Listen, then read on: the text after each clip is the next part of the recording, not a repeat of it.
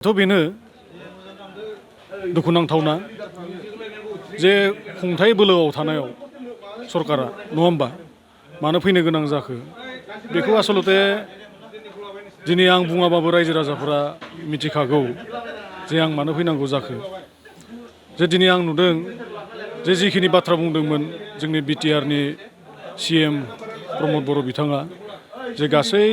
गामि गामि माखासे रायजो राजानि गांनाय उखैनायफोरखौ सुफुंगोन होनना बुंदोंमोन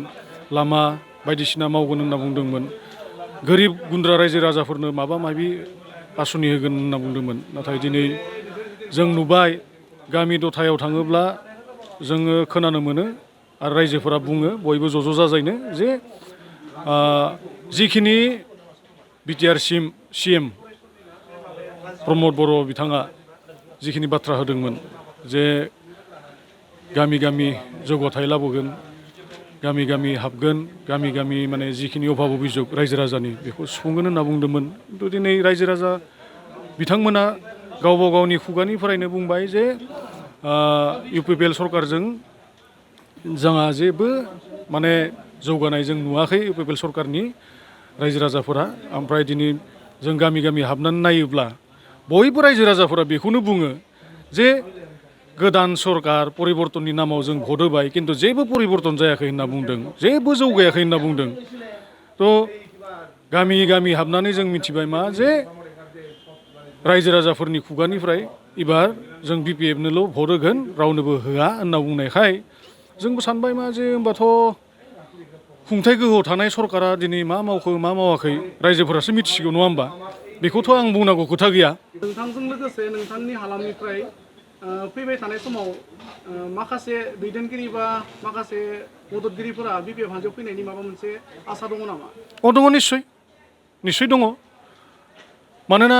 दिनै जेरैबायदिहाय बाथौ खेराइ फेमिलि रिजर्टआव लैहोर एक्स एनडिबि माने कृषक मुक्ति संग्राम समिति UPPL बायदिसिना BJP दोलोनिफ्राय बायदिसिना दोलोनिफ्राय जेरैबायदि लैहोर जइन जाफैदों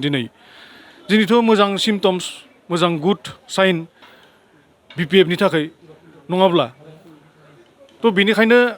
आंबो बेखौ आसा खालामदों फैगोन डिसेम्बर दाननि गेजेरावनो जोंनि तामुलपुरावबो जों माखासे UPPL दोलोनिफ्राय माखासे वार्कार्सफोर माखासे जोंनि BPFखौ मोजां मोनग्रा हास्थायग्रा बिथांमोनखौ जों लाबोनानै गोबां आरो जइन होबावनो सानदों। गोजोनथाव खौरां बाजाज बाइक लानो गोसो गुदुं सुबुंफोरनि थाखाय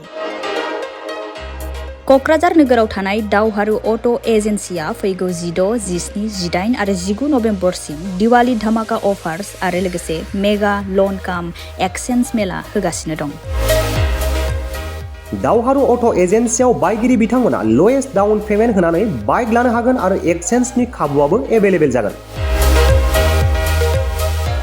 नोंथांमोना क'क्राझार नोगोराव थानाय दावहारु अट' एजेन्सि श'रुमजों लोगोसे कारिगाव फेस्टिभ आउटलेट, दतमा फेस्टिभ आउटलेट आरो भटगाव फेस्टिभ आउटलेट ब्रान्च श'रुमावबो होबाय थानाय दिवाली धामाका अफार्स आरो लोगोसे मेगा लन काम एक्सचेन्ज मेलायाव फैनानै नोंथांनि लुबैनाय बाजाजनि बाइकफोरखौ गोसोबादि लाफैनो हागोन।